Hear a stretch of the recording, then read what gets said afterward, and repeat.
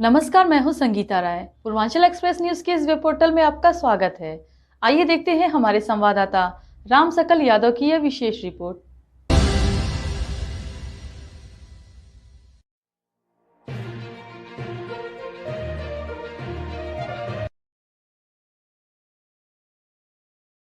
आजमगढ़ जिले के मार्टिनगंज तहसील के तैनात तहसीलदार राजीव कुमार पर बंटवारे के मामले का निस्तारण करने को लेकर 50,000 की रिश्वत मांगने का आरोप है।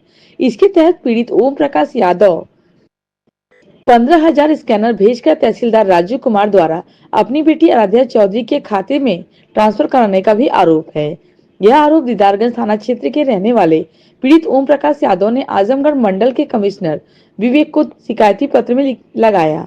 इसके बाद तहसीलदार पर मुकदमा दर्ज कर विभागीय जांच की जा रही है।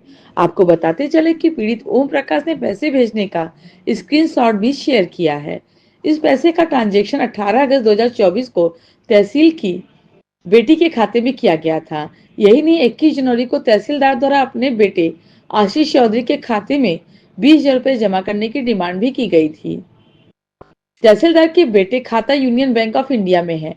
इस पूरे मामले की शिकायत पीड़ित ने जब आजमगढ़ के कमिश्नर से की तो आरोपी तहसीलदार बौखला गया और पीड़ित को लगातार जान से मारने की धमकी भी दी जा रही है।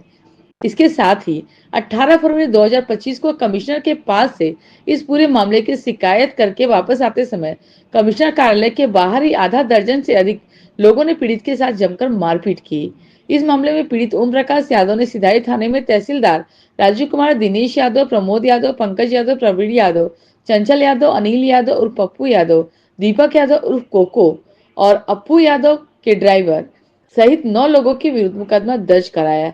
पीड़ित ओम प्रकाश यादव ने बताया कि वर्ष 2014 में बंटवारे के लिए दवा दाखिल किया गया था। इसके बाद इस मामले में फाइनल डिग्री 2023 में ही हो गई। डिग्री हो जाने के बाद पीड़ित कब्जे से लेकर तहसीलदार, एसडीएम, डीएम, कमिश्नर, डीआईजी से न्याय की गुहार लगाता रहा।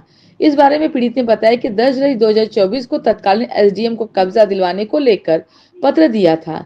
इसके बाद मार्टिनगंज के तहसीलदार राजीव कुमार द्वारा टीम बनाकर मौके पर भेजा गया। अंधेरा होने के कारण उस दिन टीम चली गई और अगले दिन परेशान करना शुरू कर दिया। पीड़ित का कहना है कि मामले को लेकर कई बार थाना दिवस, संपूर्ण समाज दिवस पर भी शिकायत की गई, पर समस्या का समाधान नहीं हुआ। 18 अगस्त 2024 को इस समस्या का समाधान करने के लिए तहसीलदार राजीव कुमार ने 5,000 की डिमांड की। इतना पैसा देने में असमर्थता दिखाते हुए 18 अगस्त 2024 को इस समस्या को समाधान करने के लिए तहसीलदार राजीव कुमार ने 50,000 की डिमांड की। इतना पैसा देने में असमर्थता जताने पर तहसीलदार ने अपनी बेटी का बारकोड भेजा। इसके बाद 18 अगस्त को तहसीलदार की बेटी के अकाउंट में 15,000 जमा भी कराया गया।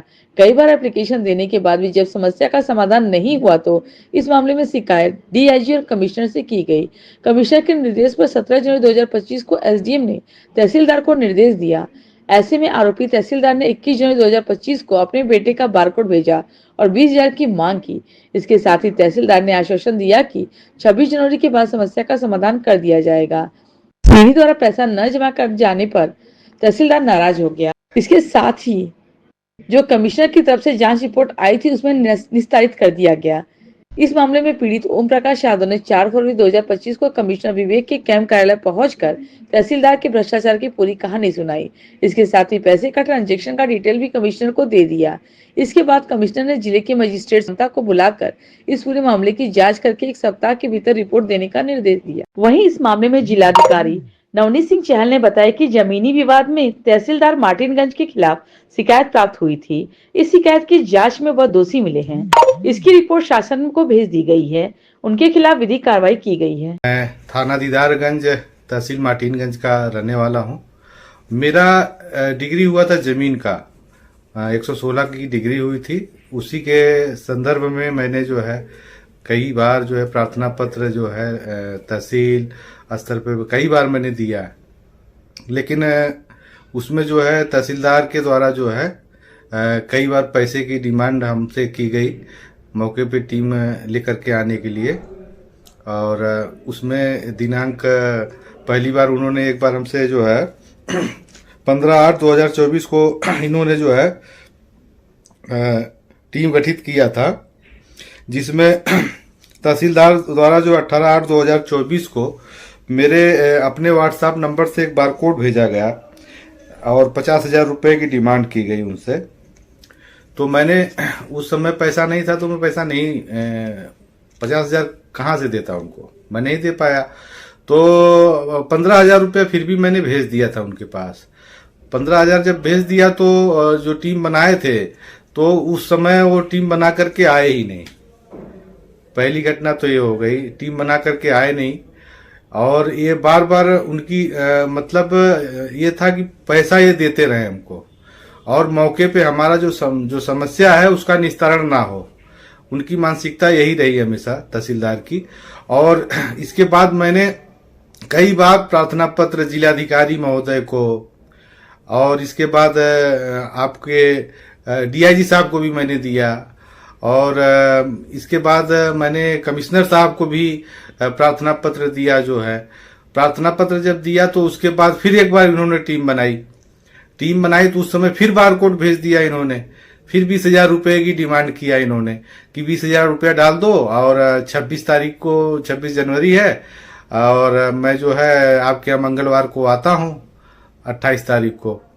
तो मैं सोचा ठीक है सर आ जाइए। तो उसी दौरान हमको फोन पे बात करके इन्होंने जो है फिर बीच में हमको बारकोड भेज दिया। इन्होंने 20,000 रुपये की डिमांड किया। तो जब हम पैसा नहीं दिए तो इन्होंने 29 तारीख को उस प्रार्थना पत्र पर जो हमने कमिश्नर साहब को प्रार्थना पत्र दिया था उस प्रार्थना पत्र को निस्तारित कर दिया। इन्होंने निस्तारित कर दिया कि मतलब झूठी उठी रिपोर्ट लगा करके इसको समाप्त कर दिया। तो जब समाप्त कर दिया तो फिर मैं जो है फिर मजबूर होकर के मैं जो है कमिश्नर साहब के पास फिर दोबारा पहुंचा। मैं प्रार्थना पत्र दिया सर को और मैं जब प्रार्थना पत्र दिया तो सर को जो है सारी चीजों से मैंने अवगत करा दिया कि सर ऐसे ऐसे मेरे साथ इतने महीनों से जो है तहसीलदार जो है हमको हमारा शोषण कर रहे हैं, बार बार पैसे की डिमांड करते हैं।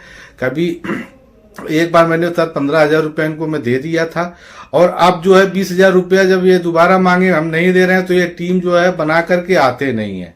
जब मैंने बारकोड का सारी चीजें जो सर को मैंने दिखाया तो सर ने जो है तत्काल जो है ज्वाइंट मजिस्ट्रेट जो है हमारे सदर के सुनील सर जो है उनको बुलाए। तो उन्होंने पूरा जो है हमारे मोबाइल से जो भी बारकोड का स्क्रीनशॉट वगैरह था सारा उन्होंने अपने पास ले लिया और सर ने कहा कि एक सप्ताह के अंदर जो है आप इसकी जो है हमको जो है जांच करके रिपोर्ट दो।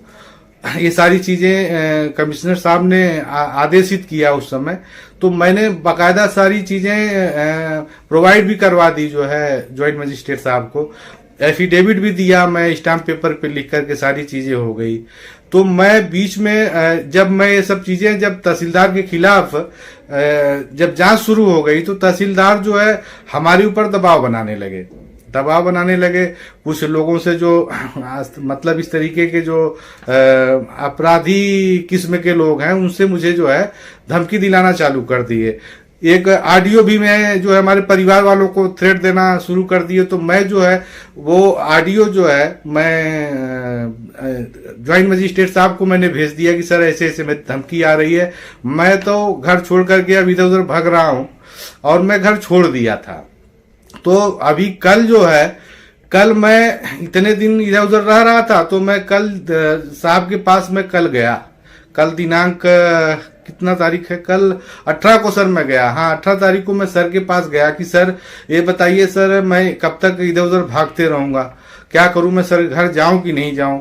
तो कमिश्नर साहब ने कहा कि नहीं आप घर जाइए, उन लोगों के खिलाफ तो कार्रवाई चल रही है, आप क्यों डर रहे हो, आप जाओ, अगर कोई दिक्कत होगी तो हमें बताना। हमने कहा ठीक है सर।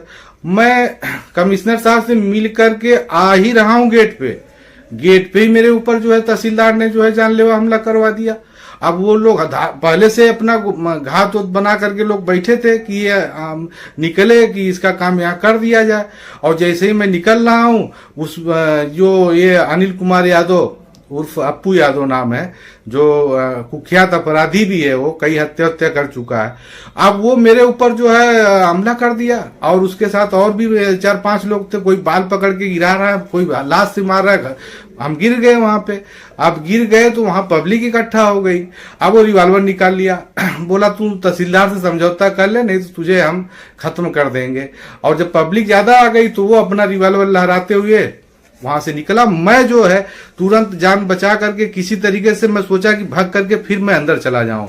अंदर भागते हुए मैं जैसे ही फिर कमिश्नर साहब के चेंबर में फिर पहुंच गया, तो मैंने सारी चीजें, मेरी तो हालत खराब थी, मैंने सारी चीजें सर को बताया। सर भी जो है बहुत मतलब वो हो गया कि ये क्या हो गया, अभी तो ये मिल के जा रहा है।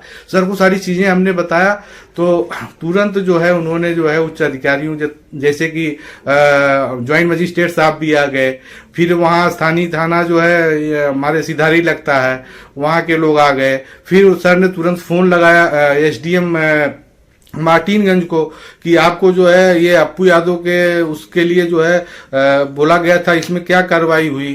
फिर थाना सराय मीर के एसएचओ इंस्पेक्टर साहब आ गए, मतलब काफी लोग आ गए। इसके बाद मैं तो काफी जान लीजिए मेरी जान मामला है जिसमें मार्टिनगंज तहसीलदार पर मामला क्या ऐसा पूरा मामला किस तरीके से कार्रवाई की? देखिए, एक ज़मीनी विवाद के संबंध में तहसीलदार मार्टिनगंज के विरुद्ध शिकायत प्राप्त हुई थी, जिसमें प्रशासनिक जांच की गई।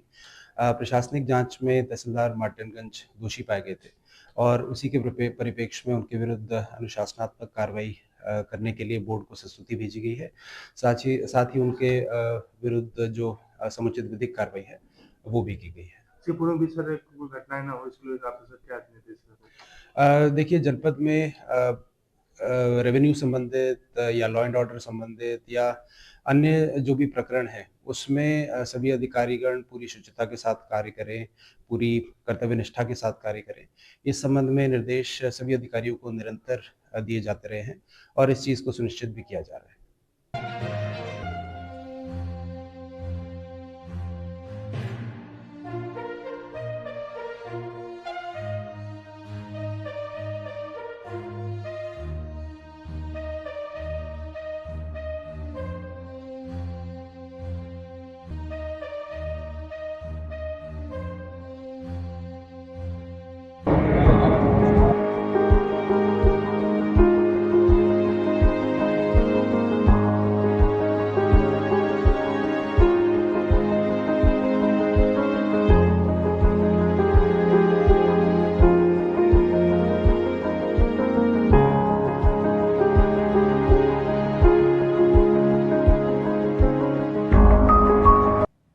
अगर आपको हमारी खबर पसंद आई हो तो हमारे चैनल को लाइक, सब्सक्राइब और शेयर जरूर करिए।